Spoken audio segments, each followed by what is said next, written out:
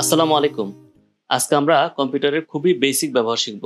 কম্পিউটারের একেবারে ১ম হাতেখড়ি।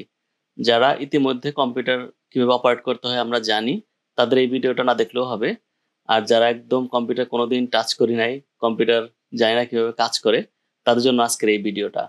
তবে একটা জিনিস হচ্ছে, আমরা হয়তো অনেকে কম্পিউটার ব্যবহার করি, কিন্তু কম্পিউটারের টার্মগুলা জানি না।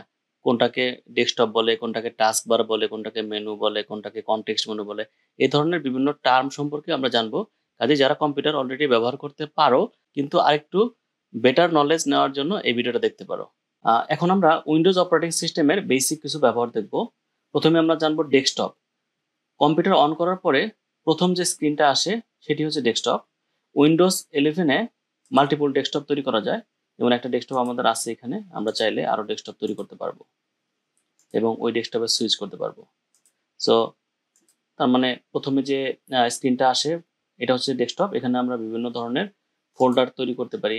যেমন নিউ, এখান থেকে আমি যেগুলো ফোল্ডার তৈরি করতে পারি, যে কোনো ফাইল তৈরি করতে পারি, সবকিছু আমরা ডেস্কটপে রাখতে পারি।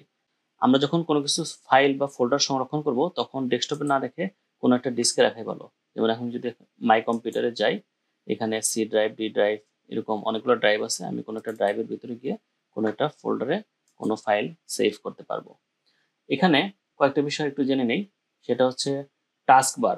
কম্পিউটারের নিচের যে অংশটা, যেখানে স্টার্ট মেনু থাকে, তারপর হচ্ছে যে ফাইলগুলো ওপেন করা আছে সেগুলোর নিচের একটা আইকন থাকে।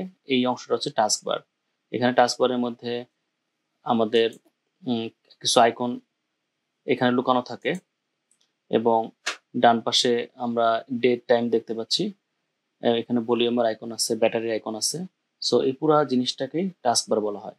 কম্পিউটারের টাস্ক বারে যে উইন্ডোজ আইকনটি দেখা যায়, এইটা এখানে যদি আমরা ক্লিক করি তাহলে স্টার্ট মেনুটা ওপেন হয়। তো স্টার্ট মেনুতে আমরা বিভিন্ন ধরনের প্রোগ্রামগুলো দেখতে পাই এবং এখানে একটা সার্চ অপশন আছে।